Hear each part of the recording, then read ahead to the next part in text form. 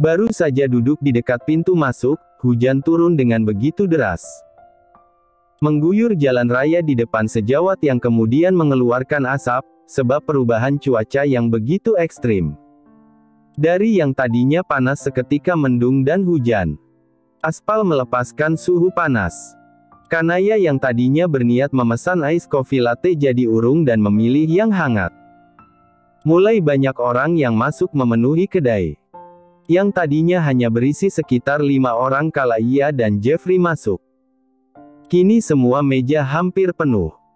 Perkiraan Kanaya sih hanya 2, antara orang yang memang kedinginan dan ingin menghangatkan diri dengan kopi. Juga orang yang hanya berniat meneduh sampai hujan reda dengan memesan kopi paling murah. Selain minuman, Jeffrey memesankannya red velvet cake juga. Masih suka kan, Nay? Tanya Jeffrey. Masihlah. Ingat aja, jawab Kanaya. Keduanya lantas berkelakar. Itu merupakan makanan favorit Kanaya sejak zaman SMA. Versi yang manis-manis. Setiap kali ngedate, pasti Jeffrey membawanya ke kafe langganan mereka yang menjual red velvet cake. Mereka bertemu di parkiran. Tidak bareng sejak dari kampus karena membawa kendaraan masing-masing. Juga Kanaya yang masih memiliki satu kelas lagi. Dilihat-lihat lo nggak kaget kayak kebanyakan orang, pas tahu gue sama Davina putus, kata Jeffrey. Kanaya menyendokkan sesuap cake itu ke dalam mulutnya. Kemudian baru menjawab pertanyaan Jeffrey. Makanan selalu menjadi prioritas. Gue udah tahu dari kapan hari sih, Jeff. Dan mesti kaget kenapa? Kalau lo nyalain petasan di bekalang gue tuh baru gue kaget. Hamsyong, jawab Kanaya. Hahaha, kenapa masih selucu dulu sih, Nay, kata Jeffrey. Ya meski nggak expect kalian bakal putus juga, ujar Kanaya. Kok gitu? Tanya Jeffrey. Gue tahu seberapa cintanya dia sama lo. Dan seberapa serius lo setiap kali menjalin hubungan. Jadi ya, tetap putus ya akhirnya, Pak, jelaskan Kanaya. Ada sekelebat perasaan bersalah tiap kali bertemu dengan Jeffrey. Seperti Kanaya memutuskan Jeffrey untuk menjaga perasaan Davina. Tanpa memikirkan perasaan laki-laki itu sendiri. Terus yang Kanaya mau pertahankan malah hancur. Persahabatannya. Dia sempat berpikir juga, mungkin setelah putus, Jeffrey akan membencinya habis-habisan. Sebab alasan konyol yang Kanaya gunakan. Nyatanya salah. Dia masih sama saja. Untuk keretakan persahabatannya dengan Davina, Kanaya tidak menyalahkan Jeffrey. Karena sekali lagi justru laki-laki itu yang menjadi korban keegoisannya untuk mempertahankan Davina. Malah Davina yang menjauh. Dan tahu-tahu dia dan Jeffrey jadian. Awalnya Kanaya agak shock, kayak out of nowhere. Dan tidak paham dengan jalan pemikiran Davina. Yang setelahnya menjauh dan membencinya. Sampai sekarang Kanaya masih dibuat bertanya-tanya mengenai alasan Davina. Meski ogah juga sih kalau mesti bertanya. Jadi selama ini apa yang sebenarnya gue coba pertahanin, angan-angan doang. Lo maunya gimana sih, nah? Gue pikir lo benci sama gue, Nay, celetuk Jeffrey setelah menyesap kopi miliknya. Americano. Lo sama Davina jadi ribut kan, tambah Jeffrey. Nggak juga. Gue yang minta maaf udah libatin lo ke keputusan konyol gue dulu. Yang kalau dipikir-pikir lagi, kok anjir banget. Gue ngorbanin hubungan kita buat Davina. Sedangkan dia yang gue pertahanin, malah jauhin gue, jelaskan Kanaya. Tapi jujur gue bahagia waktu denger lo jadian yang sama Davina. Gue selalu bahagia setiap kali dia bahagia, lanjutkan Kanaya. Jeffrey hanya tersenyum simpul mendengar penuturan Kanaya. Keduanya lantas menyesap minuman masing-masing. Sampai seseorang datang dengan payung yang baru saja ditutup dan masuk ke dalam kedai dengan pandangan lurus. Gemblung. Dari banyaknya momen kenapa gue mesti ketemu si Nagara pas lagi sama Jeffrey. Mana gue waktu ditanya jawabnya kerja kelompok sama Hera. Lebih kampretnya lagi, laki-laki itu tidak mengenakan kemeja dan celana bahan yang tadi pagi ia gunakan saat berangkat. Tapi turlenek berwarna hitam yang pas di tubuhnya dengan luaran kot berwarna serupa.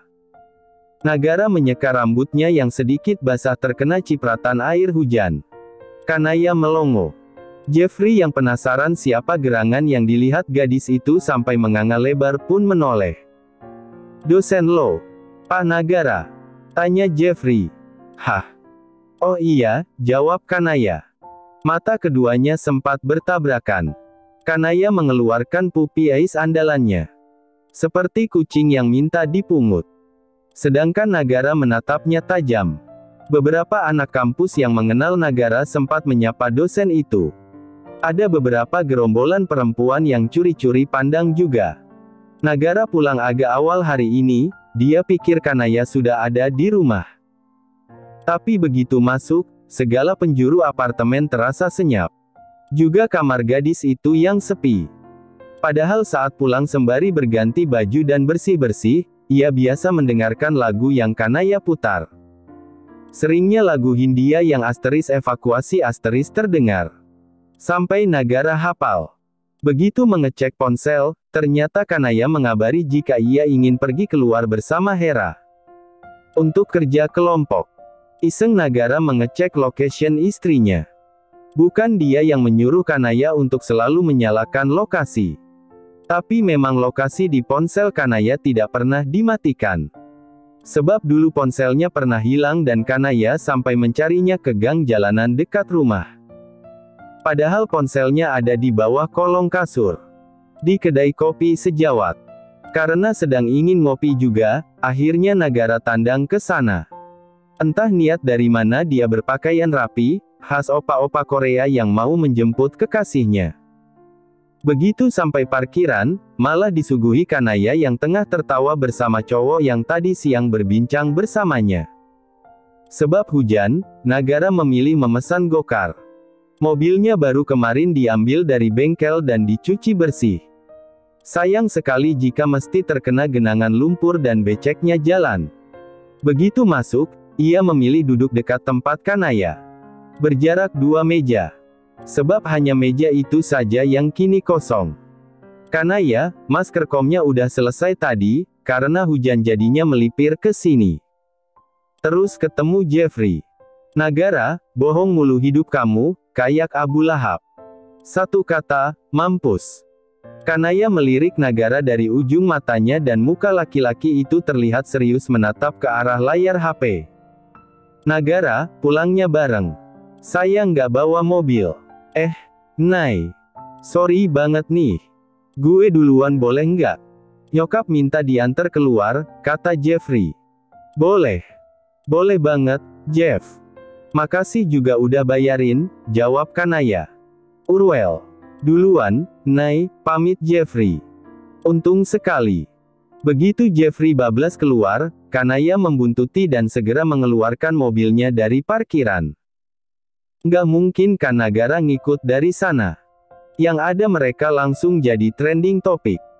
Kanaya ogahnya lagi-lagi jadi objek gosip cuma-cuma para admin lambe turah kampus. Kanaya, mas kamu jalan dikit ke tanah lapang seberang kedai. Aku parkir di sana. Kanaya memilih lokasi yang agak sepi. Nagara, siapa bilang saya mau pulang sekarang? Baru sampai. Bentar minum dulu.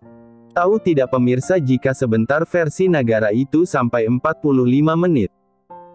Bayangkan Kanaya hanya mampu mendengarkan lagu-lagu galau di radio selama itu dengan suasana mellow khas orang baru putus. Di luar juga masih saja hujan. Begitu Nagara sampai dan membuka pintu di samping kemudi, membuat Kanaya yang sudah PW jadi bergeser ke bangku sebelah. Ia searching di Google, asterisk cara mengubah rasa kesal menjadi saldo GoPay asterisk. Sebab ia tidak akan berani mengutarakan kekesalannya pada Nagara. Belum lagi auranya sekarang sedikit mencekam. Oh jadi tadi mantanmu yang nggak seberapa itu? Tanya Nagara. Kanaya tertohok.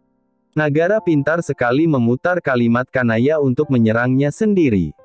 Padahal kala berkata bantal Nagara tidak seberapa itu, dia bercanda. Jeffrey mah Priscelesia, Mas. Mantan bukan sembarang mantan. Gitu-gitu banyak dulu yang iri aku pacaran sama dia. Ya gimana ya, mukanya aja mendukung buat foto model majalah fashion, kata Kanaya. Kanaya curiga jika Nagara mengetahui Jeffrey adalah mantannya dari akun gosip kampus. Dulu saat mereka putus beritanya pokoknya bombastis. Padahal itu mereka masih anak kencur. Baru semester 1. Kanaya bicara sesuai realita kok, Jeffrey tuh sejak awal masuk saja sudah menyita banyak perhatian orang. Entah dari mukanya atau pembawaannya. Udah mantan aja masih dibangga-banggain, cibir Nagara. Enggak. Itu cuman ngomong fakta aja, bela Kanaya. Berhubung aku udah terciduk basah, pertama-tama, maaf emang sebenarnya nggak kerkom sama Hera. Yang kedua juga maaf karena malah ketemu mantan. Nggak ada intensi buat balikan sumpah, meski dia baru aja putus, jelas Kanaya. Nagara dibuat mendelik karena penuturan Kanaya yang ceplas-ceplos itu.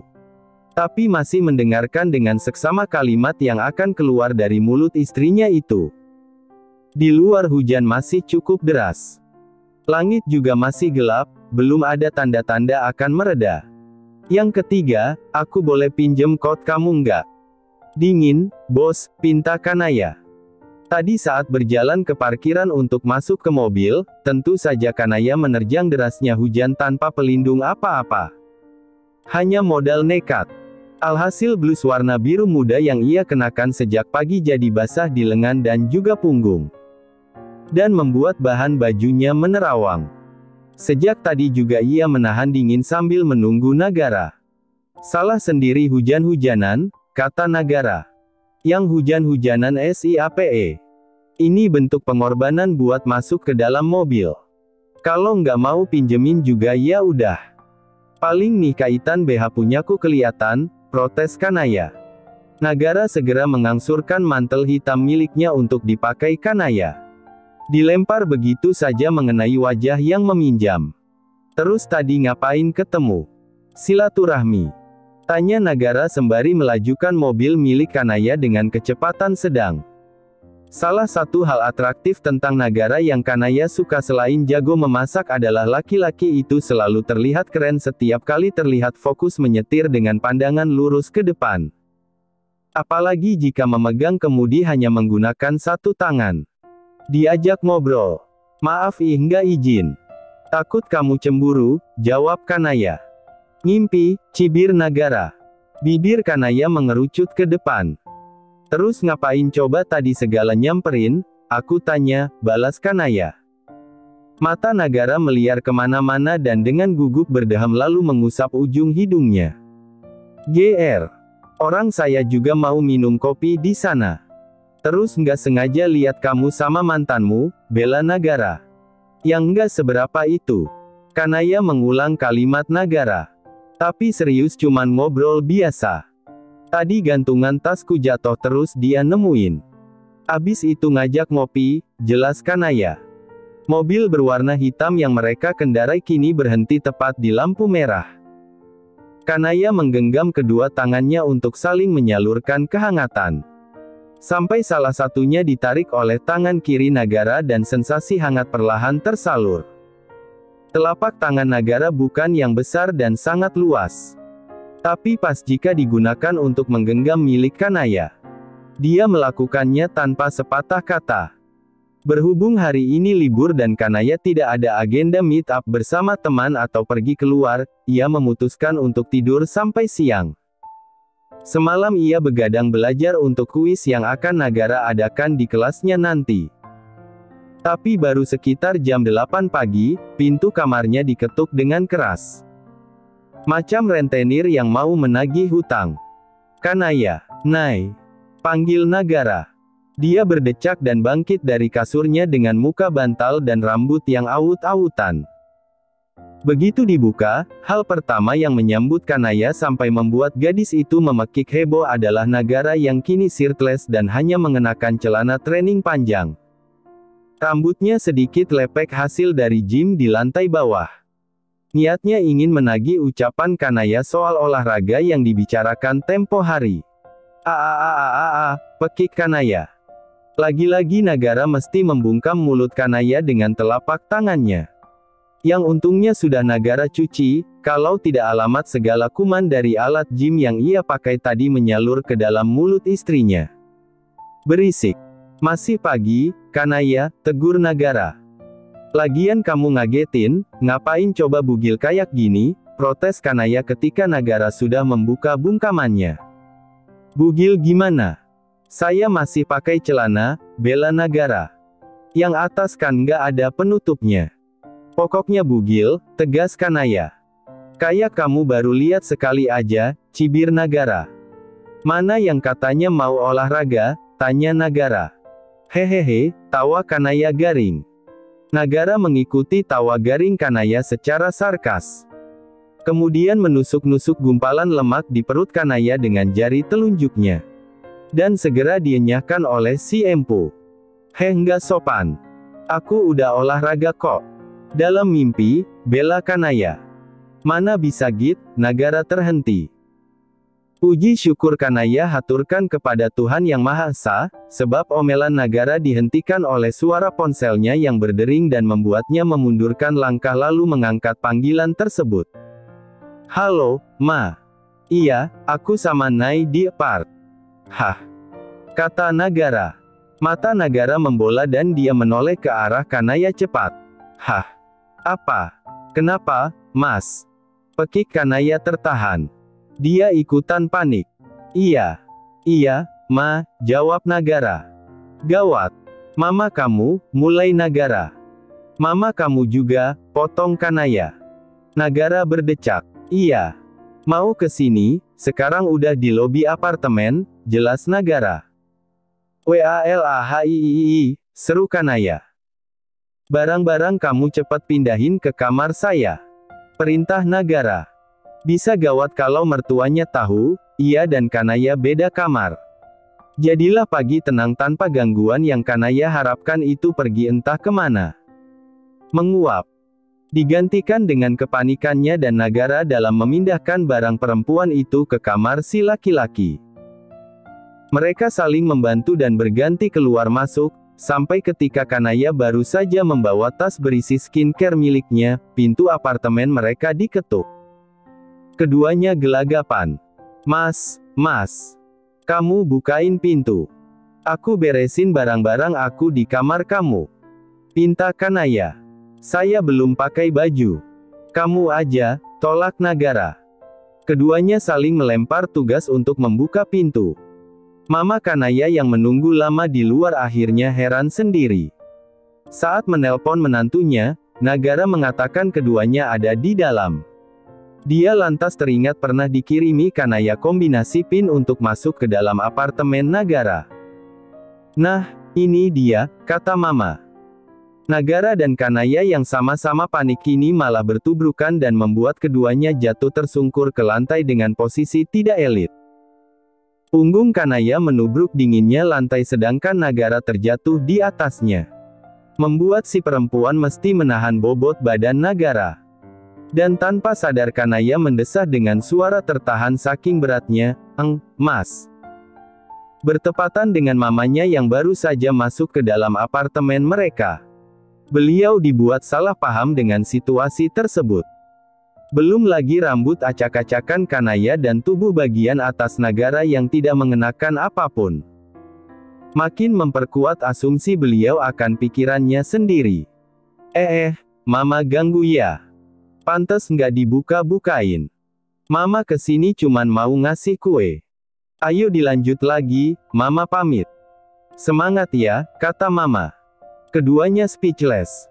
Mas gimana dong, kata Kanaya. Gimana apanya? Tanya Nagara. Kalau Mama salah paham. Dikira kita berbuat yang enggak, jelas Kanaya. Bukannya malah seneng, tanya Nagara. Tapi aku malu.